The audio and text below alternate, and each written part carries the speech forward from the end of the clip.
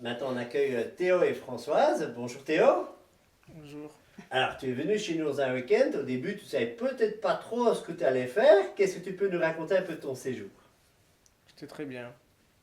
Qu'est-ce que tu as vécu comme activité? Euh, je- Alors, hier, vous êtes allé avec Anaïs. Faire des courses. Oui. Et donc, tu as été sur le marché de Digne où il y a plein de gens. Oui. Et tu nous as ramené quelque chose, mais qui est vraiment incroyable. Vous avez déniché le fromage le plus rare. Tu te rappelles le nom? Du ballon. Ah, ça Le c'est fameux exceptionnel. ballon de notre province. Ouais. Alors, une fois que vous êtes revenu, qu'est-ce qu'on a fait? Préparer le repas. On est reparti aussi après. Ça, c'est plus tard. D'abord, effectivement, tu as préparé le repas avec Evans. Et on a mangé tous dehors, là, sur la terrasse. Non, on est reparti faire des courses parce qu'il manquait des choses.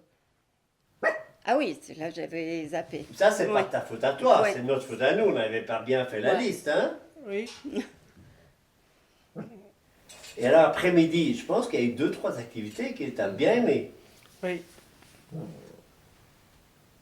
Les boules, le pétanque. Ouais, alors cette boule est un peu particulière, tu vois, c'est pas comme les grosses boules de pétanque qui sont bien lourdes. D'abord parce qu'on a joué comment? À l'intérieur ou à l'extérieur? À l'intérieur.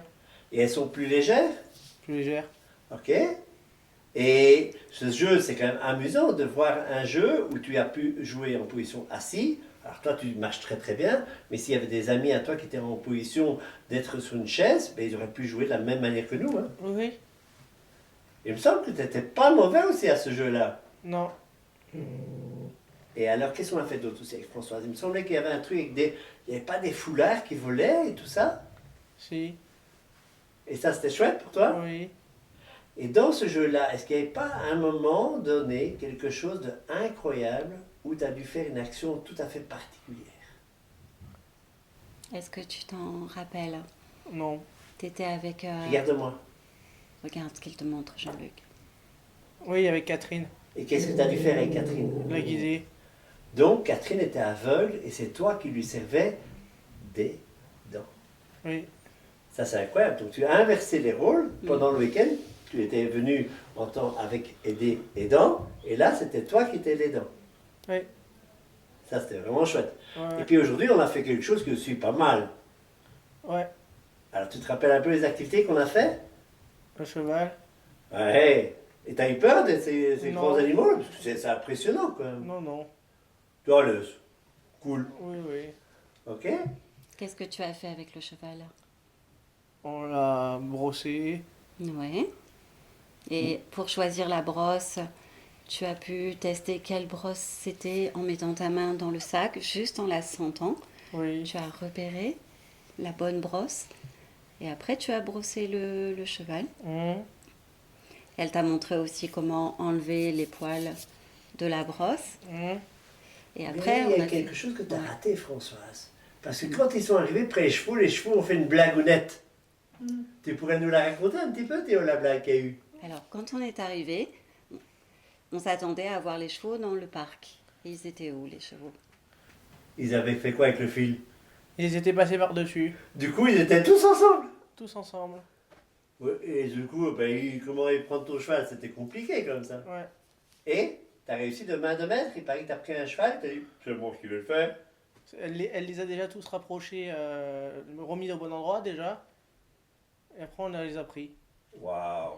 Comme quoi, on peut s'adapter, t'as été avec le calme, la douceur, et puis ça se passe tout seul. Ouais. Ouais. Et après, est-ce que t'as pas fait quelque chose d'autre? Parce que moi, je t'ai vu faire un truc, tu m'as presque battu avec une serbacane ou un truc comme ça, non? Oui. Et t'étais presque dans le mille aussi, il me semble, hein? Oui. Et alors, tu as fait encore quelque chose d'autre aussi, un petit peu avec le rapport avec les yeux. Est-ce que tu n'as pas là joué avec des boules de pétanque? Parce que j'ai même eu peur que tu m'en lances une sur la tête. Je rigole. Mais tu avais les yeux comment? Bandé. En fait, tu étais comme un aveugle. Et tu as pu jouer. Et comment est-ce que tu étais sûr d'être dans la bonne direction avec la bonne force? Comment est-ce que tu as pu faire ça? Est-ce que quelqu'un de nouveau était là pour t'aider un petit peu? Oui. Et au son de la voix, on te disait un peu plus à gauche, peut-être Oui. un peu moins fort, c'est ça? Oui, oui.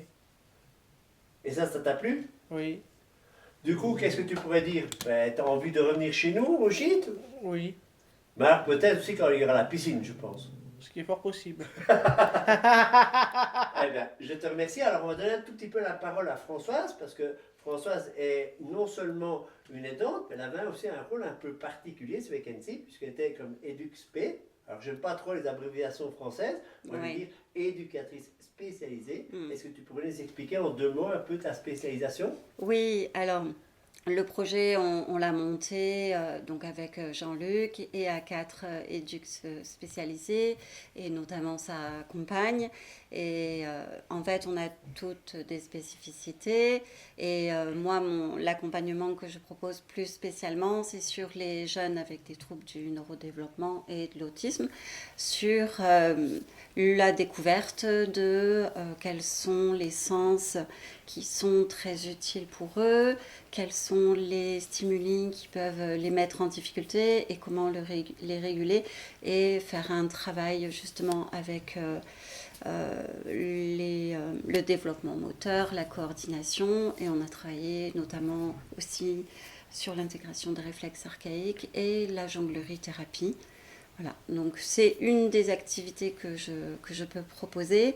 Voilà, ça peut être des jeux coopératifs, des jeux psychoéducatifs pour travailler sur les apprentissages. Et on est dans une région formidable où il y a énormément d'activités à faire qu'on peut proposer. Et moi, ce que j'ai envie de dire, c'est que ce séjour, c'est vraiment une occasion de partager tous au même niveau des expériences et c'est vraiment riche de sensations, d'émotions. Parce que là, tout le monde est sur le même plan. Voilà. Et on peut voir que l'accompagnement d'éducateurs spécialisés est important, ainsi que les accompagnants, les aidants, des aidés, pour que chacun puisse avoir aussi ce temps comme un temps de répit.